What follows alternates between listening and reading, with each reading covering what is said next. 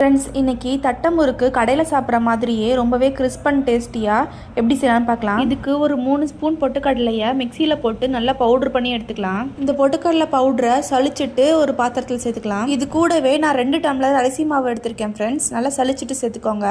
இதுக்கப்புறம் 2 ஸ்பூன் நெய்யை நல்லா சூடு பண்ணிவிட்டு இது அப்படியே மாவில் ஊற்றிக்கலாம். இப்போ இந்த நெய்யை எல்லா பக்கட்டும் இருக்கிற மாதிரி நல்லா கை வச்சு கலந்து விட்டுக்கலாம். கை வச்சு கலக்கும் போது சூடாக இருக்கும், கொஞ்சம் பார்த்து கலந்து விட்டுக்கோங்க ஃப்ரெண்ட்ஸ். இப்போ இது கூடவே 1 ஸ்பூன் எள்ளு, தேவையான அளவுக்கு உப்பு, 3/4 ஸ்பூன் மிளகாத்தூள், கொஞ்சமாக மஞ்சத்தூள், கொஞ்சமாக பெருங்காயத்தூள் சேர்த்துக்கலாம். இதுக்கப்புறம் ஒரு மிக்சி ஜாரில் 7-8 பல் பூண்டு, 1 ஸ்பூன் ஜீரகம், கொஞ்சமாக மிளகு, கொஞ்சமாக கருவேப்பிலை, 2 வரமிளகாயை கிள்ளிட்டு இது கூட சேர்த்து நல்லா கொரப்பாக அரைச்சி எடுத்துக்கலாம். இதையும் அப்படியே இந்த மாவில் சேர்த்துட்டு எல்லா பக்கட்டும் நல்லா கலந்து விட்டுக்கலாம். இது கூடவே 3 ஸ்பூன் கடலைப்பருப்பை நல்லா வாஷ் பண்ணிவிட்டு 1 மணி நேரம் ஊற வச்சுருக்கேன்.